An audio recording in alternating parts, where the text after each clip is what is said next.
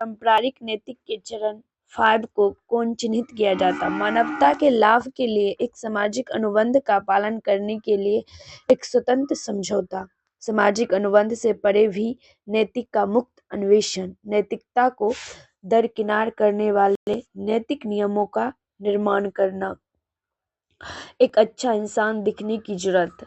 इसका आंसर होगा नैतिकता को दरकिनार करने वाले नैतिक नियमों का निर्माण करना।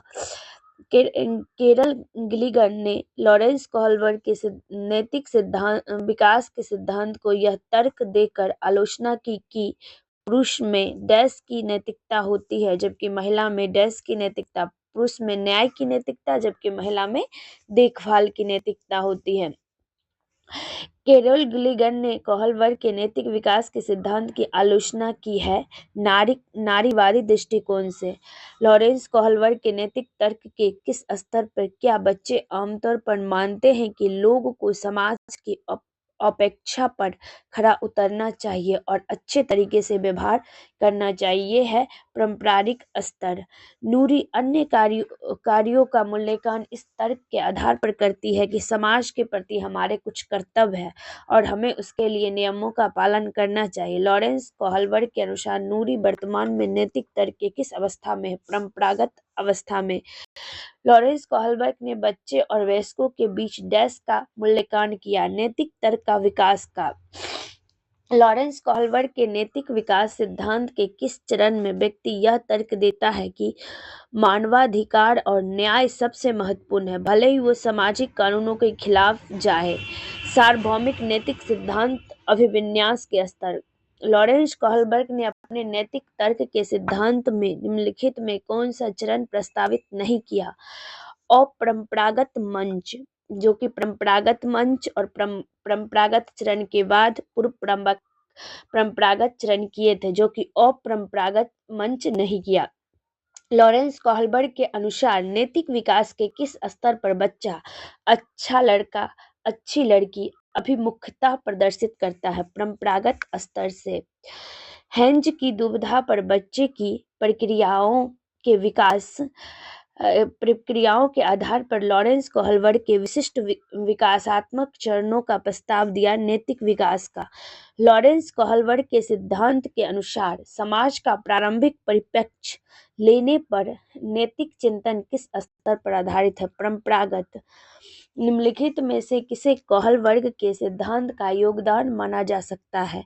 सिद्धांत में विस्तृत परीक्षण प्रक्रिया है, यह नैतिक तर्क और कार्रवाई के बीच एक स्पष्ट संबंध स्थापित करता है। उनकी मानता है कि बच्चे नैतिक दार्शनिक होते हैं। उनके सिद्धांत ने संज्ञानात्मक परिपक्वता और नैतिक परिपक्वता के बीच संबंध का समर्थन किया। लॉरेंस कोहलबर्ग के सिद्धांत में कौन सा स्तर सही अर्थों में नैतिकता की अनुपस्थिति को दर्शाता? स्तर फर्स्ट। कोहलबर्ग के अनुसार एक शिक्षक बच्चे में नैतिक मूल्यों को स्थापित कर सकता है, उनके नैतिक मुद्दों पर चर्चा में शामिल करके। कोहलबर्ग के सिद्धांत के प्रमुख आलोचना क्या थी? कोहलबर्ग ने पुरुषों और महिलाओं के नैतिक तर्क में सांस्कृतिक अंतर को नहीं बताया। लॉरेंस कोहलबर्ग के नैतिक तर्क के सिद्धांत की कई बिंदुओं पर आलोचना की गई है। इस आलोचना के संदर्भ में निम्नलिखित में कौन सा कथन सही है? कोहलबर्ग ने प्रत्येक चरण या नैतिक तर्क पर विशिष्ट प्रक्रियाएं नहीं दी। कोहलबर्ग ने अपने सैद्धांतिक ढांचे पर पहुंचने के लिए पियाजे के तरीका को नकल की। गलत। कोहलबर्ग का सिद्धांत बच्चों की प्रक्रियाओं पर ध्यान केंद्रित नहीं करता है। कोहलबर्ग ने अपना अध्ययन मुख्य रूप से पुरुष नमूने पर आधारित किया, जो कि ये लॉरेंस कोहलबर्ग के सिद्धांत की प्रमुख आलोचना में से एक है। उनका सिद्धांत स्त्री परिप्रेक्ष्य को कमजोर करता है। कोहलबर्ग के अनुसार नैतिक विकास के पूर्व परंपरागत स्तर की विशेषता है अच्छा या बुरा नियमों को मनाने या न मनाने के परिणामों से निर्धारित होता है। कोहलबर्ग के नैतिक विकास के अनुसार किस स्तर पर नैतिक समझ सजा, इनाम एवं प्राधिकारियों की शक्ति पर आधारित है? पूर्व परंपरागत स्तर।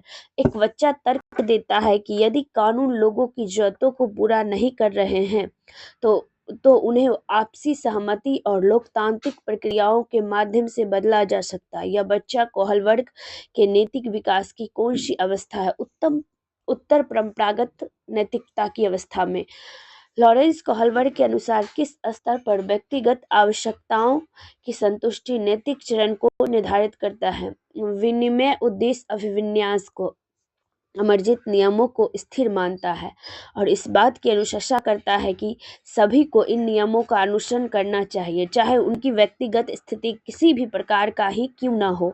लॉरेंस कोहलवर्ग के नैतिक विकास सिद्धांत के अनुसार अमरजीत इस समय किस अवस्था में है?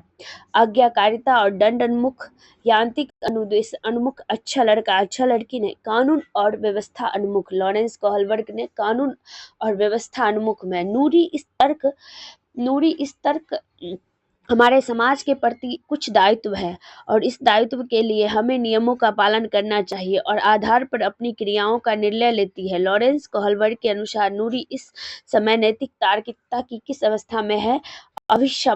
अभिसमसामयिक अवस्था में।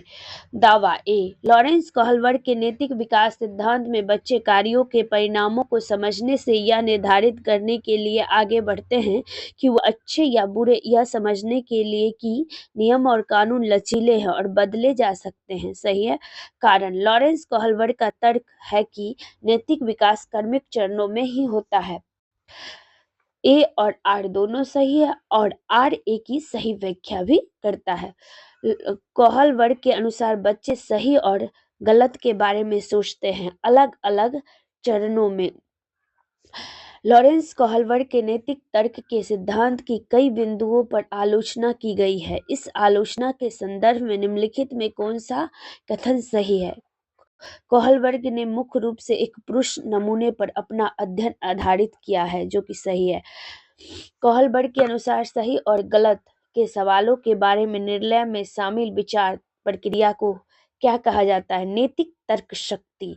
एक शिक्षक अपनी कक्षा में कहता है, जैसा कि अलग अलग असाइनमेंट को अलग अलग छात्रों को अधिक प्रभावी ढंग से सीखने में मदद करने के लिए डिजाइन किया जाता है, सभी छात्रों को बिना किसी सहायता से असाइनमेंट पूरा करना चाहिए। यह कोहलवर्ग के नैतिक विकास के निम्नलिखित चरणों में से किसका उल्लेख कर रही है? पारंपरिक चरण, फोर्थ, कानून और व्यवस्था नियम में। कर्नेल सिंह कानूनी प्रक्रिया और खर्चों के बावजूद आयकर का भुगतान नहीं करते हैं। वह सोचता है कि वह एक भ्रष्ट सरकार का समर्थन नहीं कर सकता है जो अनावश्यक बंधों के निर्माण में लाखों रुपए खर्च करती है। वह शायद कोहलवर्ग के नैतिक विकास के चरणों की किस राज्य में है? उत्तर परंपरागत राज्य में। किस राज्य में है? उत्तर परंपरागत राज्य में है।